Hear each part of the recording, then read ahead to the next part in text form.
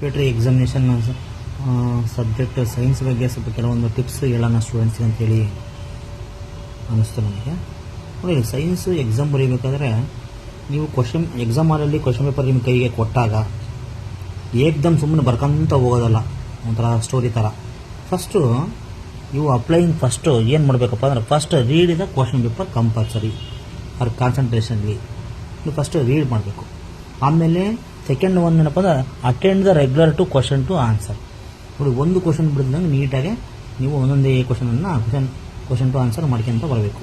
ಅಥವಾ ಎರಡನೇದು ಗೊತ್ತಿಲ್ಲ ಅಂದರೆ ನೀವು ಬಿಟ್ಟು ನೆಕ್ಸ್ಟ್ ಬೇಕಾದ್ರೆ ಮೂರನೇದು ಬರ್ಕೊಂತ ಹೋಗ್ರಿ. ನಿಮಗೆ ಯಾವಾಗ ಮೆಮೊರೈಸೇಷನ್ ಆಗುತ್ತೆ ಮತ್ತೆ ಬಂದು ಬರೀರಿ ಅಲ್ಲಿ. ಥರ್ಡ್ ಒನ್ ಏನಪ್ಪ ಅಂದರೆ draw the important diagram of label. ನೋಡಿ, ಕೆಲವೊಂದು ಸೈನ್ಸಲ್ಲಿ ಇಂಪಾರ್ಟೆಂಟ್ ಏನಪ್ಪ ಅಂದರೆ ಡಯಾಗ್ರಾಮೇ ಇಂಪಾರ್ಟೆಂಟ್. ಅದು ಹಾರ್ಟ್ ಆಗಿರಲಿ, ಕಿಡ್ನಿ ಆಗಿರಲಿ, ರೆಸ್ಪಿರೇಟರಿ ಸಿಸ್ಟಮ್ ಆಗಿರಲಿ, ಫೋಟೋಸಿಂಥಸಿಸ್ ಫಿನಾಮಿನಾ ಆಗಿರಲಿ, ಅಥವಾ ಯಾವುದೇ ಆಗಿರಲಿ, ನೀವು ಡಯಾಗ್ರಾಮನ್ನು ನೀಟಾಗಿ ಡ್ರಾ ಮಾಡಿ ಲೇಬಲ್ ಮಾಡಬೇಕಾಗುತ್ತೆ.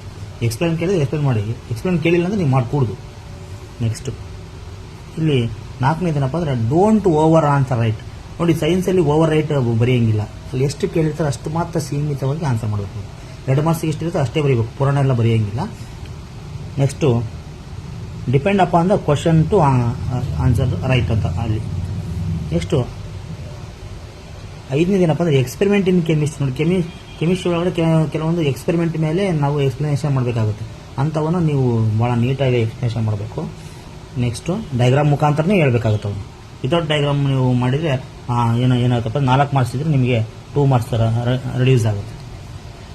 ನೆಕ್ಸ್ಟು ಇಲ್ಲಿ 6ನೇದು ಏನಪ್ಪ ಅಂದರೆ applying questions are compulsory attend. ನೋಡಿ, ಎಲ್ಲ ಕ್ವಶನ್ಸನ್ನು ನೀವು ಕಂಪಲ್ಸರಿ ಅಟೆಂಡ್ ಮಾಡಿದರೆ ನಿಮಗೆ ನಿಮಗೆ ಸ್ಕೋರ್ ಚೆನ್ನಾಗುತ್ತೆ. ನೆಕ್ಸ್ಟು ಯು ವಿಲ್ ರೀಚ್ 90% ನಿಮಗೆ ಸೈನ್ಸ್ ಸಬ್ಜೆಕ್ಟಲ್ಲಿ ಸ್ವಲ್ಪ ನಿಮ್ಗೆ ಮಾರ್ಕ್ಸ್ ಸಿಗುತ್ತೆ.